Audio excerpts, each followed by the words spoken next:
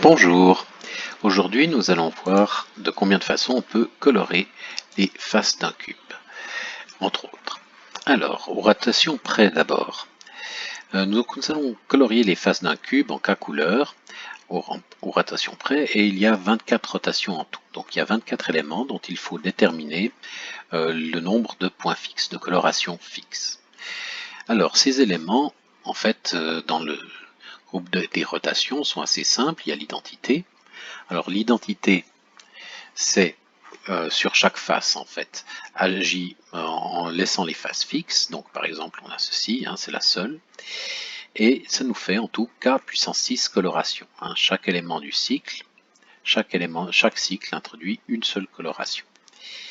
Prenons ensuite les rotations entre deux sommets. Donc on prend deux sommets opposés. En tout, pour chaque paire de sommets opposés, il y a deux rotations d'ordre 3, et comme il y a 4 paires de sommets opposés, ça nous fait en tout 8 rotations par les sommets. Alors, ces sommets font la chose suivante, ils vont en fait permuter 3 faces entre elles et les 3 autres faces entre elles par cycle. Donc par exemple, ça nous fait 1, 2, 3, les faces 1, 2, 3 qui sont permutées entre elles, et 4, 5, 6 qui sont permutées entre elles. Et ça nous donne donc k carré coloration fixée. Pour chaque cycle, ces trois faces, pour qu'une coloration soit fixe, il faut que ces trois faces aient la même couleur, donc k possibilité, et pour qu'une coloration, et il faut aussi que ces trois faces-là aient une même couleur, donc k possibilité. En tout, k carré possibilité. Par les arêtes, maintenant, par les arêtes d'un cube, par les milieux de deux arêtes opposées, on a une rotation d'ordre 2. Et comme il y a 6 paires d'arêtes opposées, ça nous fait 6 rotations d'ordre 2. Là, en fait, il y a des sommets, les sommets vont tous être permutés entre eux par paire, normal, c'est d'ordre 2. Et ça nous fait donc par exemple cette rotation, ce type de permutation ici. Ce qui nous donne k cube coloration fixée par ceci. Les rotations maintenant, par le milieu des faces, de deux faces opposées, il y a deux rotations d'ordre 4. Deux rotations d'ordre 4 par les milieux des faces opposées, et comme il y a 3 paires de faces opposées, ça nous fait 3 fois 2, 6 rotations d'ordre 4. Alors ces rotations vont fixer deux faces, donc une face sera fixe, et les 4 autres faces vont être permutées cycliquement entre elles. Donc ce qui nous fait ce type, par exemple, de permutation. 3 cycles, il y a 3 cycles en tout, donc k cube coloration fixée par ces rotations. Et finalement, il y a une rotation d'ordre 2 entre le milieu dont l'axe passe par les milieux des faces. Il y a de nouveau 3 paires de faces opposées, donc 3 fois 1, donc 3 rotations d'ordre 2. Sur une face, deux faces vont être fixées, et il y a deux faces qui vont être permutées par transposition, et deux autres faces permutées par transposition. En fait, c'est le carré de la précédente. Ce qui nous fait ceci comme type de décomposition, donc k puissance 4 coloration fixe. Voilà, donc en tout, on obtient ce nombre de colorations des faces du cube en k couleurs aux rotations près. 24 rotations, l'identité, les rotations par les sommets, rotations par les arêtes, rotations par les faces, et rotations par les arêtes aussi, faces aussi.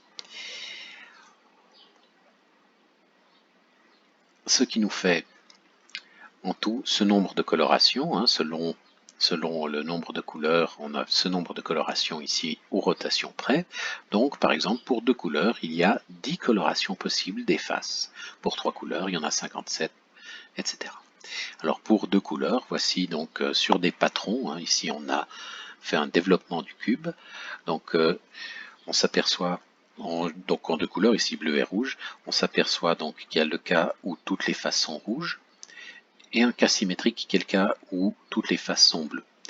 Un cas avec une face bleue, et là il y a un cas avec une face rouge. Ici un cas avec deux faces bleues, mais qui sont contiguës, et à ce moment-là, il y a le symétrique deux faces rouges contiguës, et le cas où avec deux faces bleues opposées, ou deux faces rouges opposées, Et finalement 3 faces rouges ici qui forment une espèce de C, hein, donc ça-ci ne se replie, ces deux faces ne se rencontrent pas. Et ici aussi, là par contre, les 3 faces se rencontrent. Donc ça nous donne ces deux types de coloration là. Alors celle-ci, hein, si on échange les rôles de rouge et bleu, hein, ça ne change rien, on obtient la même coloration. Puis là aussi. Donc ça se répartit dans ces catégories-là de coloration. Alors, maintenant, parlons des sommets. Qu'est-ce qui se passe pour les sommets d'un cube? Si on se met à colorer les sommets d'un cube, donc on avait 6 faces, maintenant on a 8 sommets. Même chose, on reprend les mêmes transformations, mais cette fois-ci, au lieu d'agir sur l'ensemble des faces numérotées de 1 à 6, on agit sur l'ensemble des sommets numérotés de 1 à 8. Donc les décompositions vont être différentes. Donc pour l'identité, on a 8 cycles de longueur 1, donc K puissance 8 coloration. Pour les rotations qui passent par les sommets, par des sommets opposés, on a 2 sommets qui sont fixés et 3 ensembles de sommets permutés entre eux et 3 ensembles de sommets permutés entre eux. Donc 4 cycles, K puissance 4. Les rotations arrête-arrête, en fait, si on regarde bien, elles vont toujours permuter 2 sommets entre eux, donc ça nous fait K puissance 4 coloration ici, puisqu'il y a 4 cycles. 6 rotations qui passent par les milieux des faces, alors à ce moment-là, il y a 4 ensembles de sommets qui sont permutés cycliquement et 4 autres ensembles de sommets permutés cycliquement, donc 2 cycles en tout, ce qui nous fait K carré coloration. Et les rotations qui passent par les milieux des faces permutent les sommets de cette façon-là. Donc K puissance 4 coloration. Au total, donc, on obtient ce polynôme-là de coloration 1 sur 1 24e de K puissance 8 plus 17 K puissance 4 plus 6K carré. Donc ça, c'est le nombre de colorations des sommets aux rotations près, ce qui nous donne ces nombres-là. Donc par exemple, en 2 couleurs, il y a 23 colorations possibles des sommets aux rotations près. Pour les arêtes, maintenant, faisons la même chose pour les arêtes, mais cette fois-ci, il y a 12 arêtes. 12 arêtes, donc le groupe des rotations va agir cette fois sur un ensemble à 12 éléments. Et puis l'analyse se fait de la même façon. Hein. Donc pour l'identité, nous avons 12 cycles de longueur 1, donc K puissance 12. Pour les rotations par les sommets, 4 cycles de longueur 3, donc K puissance 4 coloration fixe. Pour les rotations par les milieux des arêtes, il y a 2 arêtes qui sont fixées, donc il y a un cycle de longueur 1, un cycle de longueur 1, et les autres arêtes sont toutes permutées par des transpositions entre elles, donc en tout ça nous fait 7 cycles, donc K puissance 7 coloration fixée. Pour les rotations d'ordre 4 par les milieux des faces, on s'aperçoit assez rapidement que on a une rotation des arêtes par groupe de 4, donc ça nous fait 3 cycles de longueur 4, donc K puissance 3 coloration. Pour les rotations d'ordre 2 qui passent par les milieux des faces, cette fois, les arêtes, c'est le carré de ce qui précède, donc les arêtes sont toutes transposées entre elles, donc 6 cycles, donc K puissance 6 coloration. Voici ce polynôme, hein, il est un peu plus gros que l'autre, de nombre de colorations des arêtes. Et ce qui nous fait cette chose-là, donc on s'aperçoit que ça croît très vite. Hein.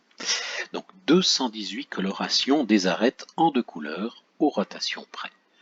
Ça commence à faire beaucoup. Donc là, n'espérons même plus les dénombrer, n'espérons même plus donner la liste. Alors, regardons maintenant les colorations des sommets. On va juste parler des sommets. On peut faire ça pour les faces ou pour les arêtes aussi. Mais là, on va juste parler des sommets d'un cube aux isométries près. Donc, on va rajouter les symétries. Alors, tout ce qu'on a fait avant sur les rotations est valable. Donc, on va le récupérer. Mais maintenant, pour obtenir les isométries négatives, on va composer les rotations avec la symétrie centrale. Et pour bien appliquer cette chose-là, il va falloir faire attention à comment ça s'applique. Donc, il va falloir nommer les sommets. Donc, je nomme juste les sommets. Ceci est une vue du cube très déformée, mais enfin, quel est l'avant, quel est l'arrière, peu importe. Mais ceci est une vue du cube un peu aplatie. Et nous avons ici donc nommer les sommets 1, 2, 3, 4, 5, 6, 7, 8. Donc ici, on a ce qu'on connaissait déjà sur les permutations des sommets par les rotations. Et maintenant, il y a la symétrie centrale. Donc on reprend toutes les données qui sont là, mais ensuite on applique la symétrie centrale. Donc si on applique la symétrie centrale à l'identité, on obtient la symétrie centrale. Donc on s'aperçoit que ce sont des transpositions. La symétrie centrale envoie 1, échange 1 et 7, 2 et 8, 3 et 5, 4 et 6. Donc K puissance 4, coloration fixée. Maintenant, pour les rotations par les milieux pour les rotations par des sommets opposés, si on fait ça et qu'ensuite on multiplie par la symétrie centrale, on obtient ceci, donc 2 cycles, donc K carré coloration. Pour les suivants, symétrie centrale fois multiplié par les rotations par les milieux des arêtes, on obtient ces cycles-là, donc en fait il y a ici 2 cycles de longueur 2, 2 transpositions, et 4 cycles de longueur 1, donc K puissance 6 coloration. Pour les rotations par les milieux des faces qui sont d'ordre 4, quand on multiplie par la symétrie centrale, on obtient encore quelque chose de la même façon, on obtient la même chose, ça nous donne donc 2 cycles de longueur 4, donc K carré coloration. Et pour les rotations qui sont d'ordre 2 et qui passent dans les axes passent par les milieux des faces, cette fois on obtient 4 cycles de 4 transpositions, donc K puissance 4 coloration fixée.